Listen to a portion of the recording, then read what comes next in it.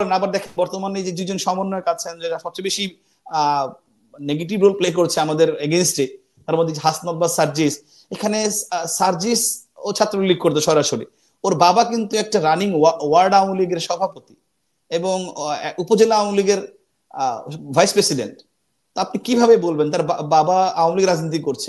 কার মনে কি আছে সেটা অন্তর্যামী কেউ না, জানার কোনো সুযোগ কিন্তু ওইভাবে নাই। আপনাকে নিয়েও তো এই বিষয়ে আলাপ হয় যে আপনি হাসনাত, সার্জিস এদেরকে পৃষ্ঠপোষকতা দিয়েছেন এবং বিভিন্ন সময়ে যখন হাসনাত আব্দুল্লাহ ক্যাম্পাসে কর্মসূচি পালন করতে গিয়েছেন সেখানে আপনি তাকে উৎসাহ দিয়েছেন এবং পরবর্তীতে আপনি ভিডিও কলে সেটি নিজের ফেসবুক থেকে প্রচারও করেছেন। তো এই যে বিষয়টা, অনেকের দাবি যে আপনি বিভিন্ন রাজনৈতিক দলের নেতাকর্মীদেরকে ব্যক্তি স্বার্থে পৃষ্ঠপোষকতা দিয়েছেন।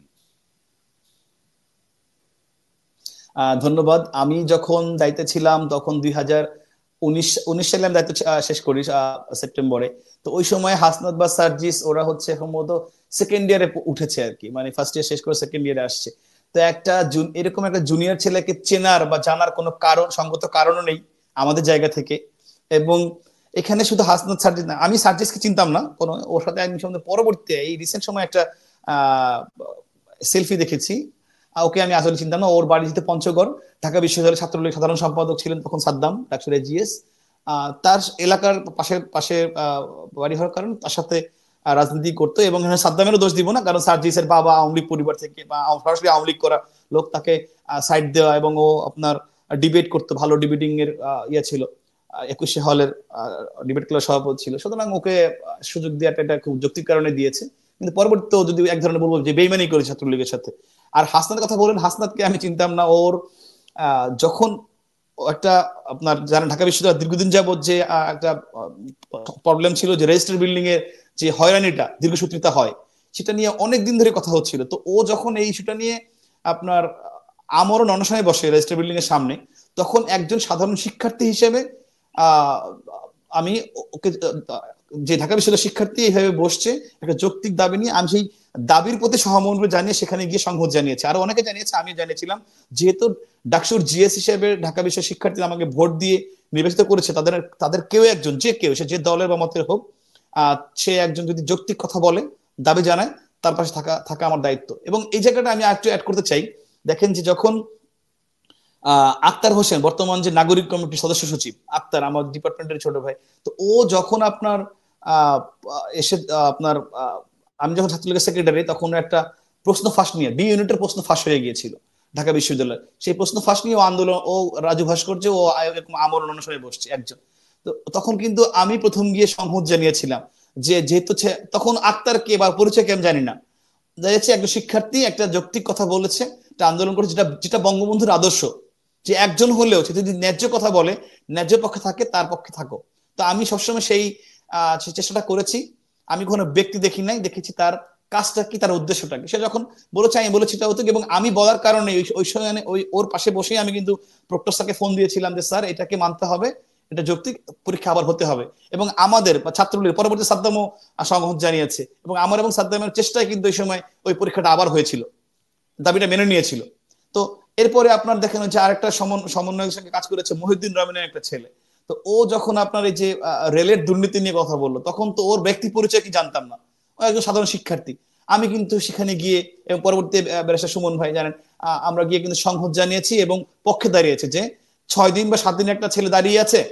এখানেও আপনি দেখেন যে ও আন্দোলন করছে 6 বা 7 দিন, ও বসে আছে রেল স্টেশনে, একটা ছেলে আর ঢাকা বিশ্ববিদ্যালয়ের শিক্ষার্থী, ও বিভিন্ন ধরনের কর্মকাণ্ড করছে। একজন রেল থেকে একজন প্রতিনিধি গিয়ে কিন্তু সাথে কথা বলে নাই, একজন এনএসআই, একজন ডিজিএফআই অথবা যে কোনো প্রতিনিধি রাষ্ট্রের গিয়ে কিন্তু কথা বলেন নাই, বাবা যে কি হয়েছে, ঠিক আছে এটা আমি পার্সু করি, এটাকে বসে সমাধান ব্যবস্থা করি। তা আমরা যখন গেলাম, যখন স্পার্ক করলো, তখন কিন্তু আসলো। তো এইভাবে কে ব্যক্তির নামের সাথে আমার কোনো সংশ্লিষ্টতা নাই। আমি আগে বলেছি, আপনি এখানে হাসনাত বলেন বা রনি বলেন বা যে যাদের কথা বললাম আক্তার, এরা যখন ন্যায্য কথা বলছে, আমি এই দাবিগুলা, এই চেষ্টা যদি আমাদের ছাত্রলীগের একজন কর্মীর পক্ষ থেকে আসতো, আমি অনেক বেশি খুশি হতাম। যে ছাত্রলীগের, কারণ গভর্নমেন্টে থাকলে, গভর্নমেন্টের সঙ্গে সংশ্লিষ্ট আছে, তাদের তো উচিত যে কোথায় কোথায় কি অসঙ্গতি, কি সমস্যা, সেগুলো নিয়ে কথা বলে, সেটা আওয়াজ তৈরি, সেজন্য দাবি জানাই। তো ওরা এগুলাকে নিয়েছে একটা এজেন্ডা হিসেবে, এবং সেই এজেন্ডা দিয়ে ওরা লাইমলাইটে আসছে। এখন অনেকে অভিযোগ করছে যে এই যে তাদেরকে তাদের রাজনৈতিক পরিচয় বা রাজনৈতিক উদ্দেশ্য আছে কিনা এরকম একটি চিন্তা ভাবনা খোঁজ খবর না নিয়ে তাদের পক্ষে দাঁড়িয়ে তাদেরকে আলোচনার লাইমলাইটে নিয়ে এসে পক্ষান্তরে সরকারের বিরুদ্ধে যে ষড়যন্ত্র সেটিকেই সফল হতে আপনারা সহযোগিতা করেছেন, এরকম একটি আলাপ কিন্তু আওয়ামী লীগের বিভিন্ন জন এই আলাপটা কিন্তু ধোপে টিকবে না। আপনাকে এখানে ন্যায্য এবং অন্যায্য দুটো দিকে যেতে হবে। কারণ আপনি আপনি আপনি আপনি আওয়ামী লীগ করেন কি বঙ্গবন্ধুর আদর্শতে করবেন নাকি?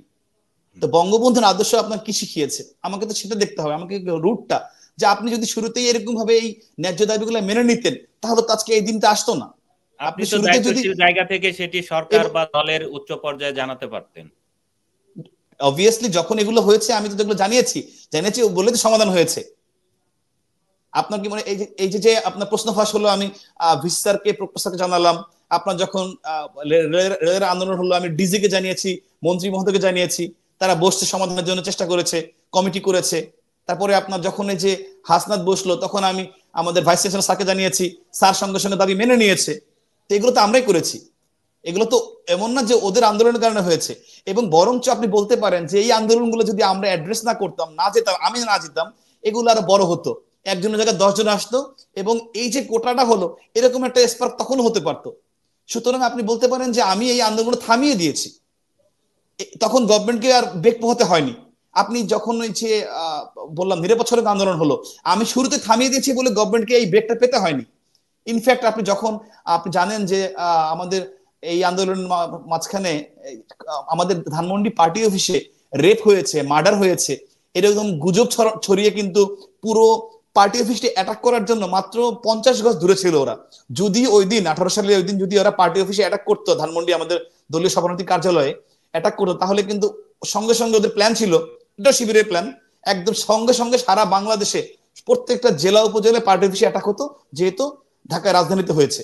এই প্ল্যানটা যখন আমি বলছি, আমি কিন্তু দায়িত্ব নিয়ে, আমি এককভাবে একদম দায়িত্ব নিয়ে সিটি কলেজ থেকে আমাদের কেন্দ্রীয় ছাত্রলীগের, আপনি চিনতে পারেন দেলোয়ার রহমান দীপু, উনি স্কুল ছাত্র সম্পাদক ছিলেন, তিনি সিটি কলেজ টিচার ছিলেন, তাকে ফোন করে সঙ্গে সঙ্গে আমি ক্লাস 7 এবং ক্লাস 9-এর একটা বাচ্চা ছেলে একটা মেয়েকে আইডি কার্ড পরিয়ে আমি পার্টি অফিসে নিয়ে গিয়েছি এবং ওদেরকে দিয়ে লাইভ করিয়েছি শিক্ষার্থীর প্রতিনিধি হিসেবে। সেই লাইভে ওরা পুরো পার্টি অফিস ঘুরে দেখেছে, দেখে বলেছে যে, আমি বলছি দেখো তোমরা প্রত্যেকটা একদম each and every inch corner of party office, তা দেখে ছাদে গিয়ে বলেছে যে না এটা গুজব, আপনারা বিশ্বাস করবেন না, আমরা প্রতিনিধি হিসেবে আসছি, এখানে কোনো মার্ডার হয় নাই, কোনো রেপ হয় নাই। এই ঘটনা আমি যে দায়িত্ব নিয়ে করলাম শিক্ষার্থীকে এই ঝামেলার মধ্যে নিয়ে এসে, এটা করার কারণে কিন্তু আর ওরা এই ষড়যন্ত্র বাস্তবায়ন করতে পারেনি। সুতরাং ষড়যন্ত্র ওরা করবেই, বারংবার করবে, চেষ্টা করবে। আমার কাজ হচ্ছে আমি কোনো লুপহোলস রাখবো না, আমি ওদেরকে সেই সুযোগ দিব না। যে সুযোগটা আমরা এই কোটা আন্দোলনে এই 24-এ ওদেরকে দিয়েছি, সেই সুযোগটা দেয়া ঠিক হয় না।